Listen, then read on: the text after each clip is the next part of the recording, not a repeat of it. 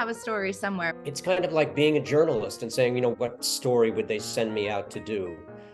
I've never had any trouble coming up with ideas, and in fact, I feel like ideas come to me. It's more about people doing things and why they do things. I can read a news article, I see something on TV, maybe I've read a book and I have a different take on the subject, or see a movie and have a different take on it.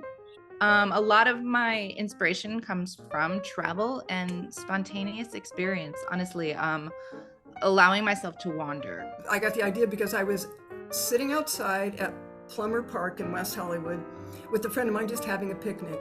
And there were some actors about to do a Shakespeare play. And those poor actors had to contend with all this outside noise.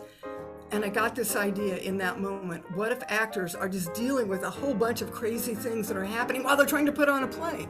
I feel like, you never know what you're going to observe, what you're going to hear that's going to incite some idea or process. But travel is a big one. I love to explore.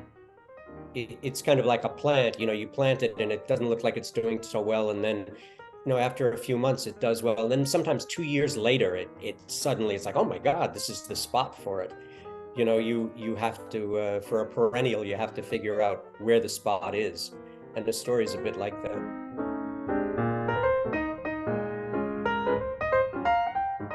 I was at the USC Film School for a class for a few years.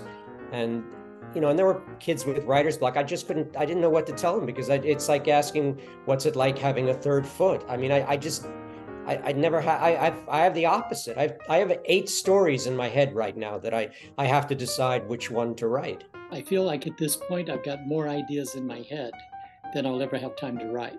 So when I sit down to write, it's more of an instance of what is really sparking my passion at that moment. The story I'm most passionate about in that moment, that's the one to write.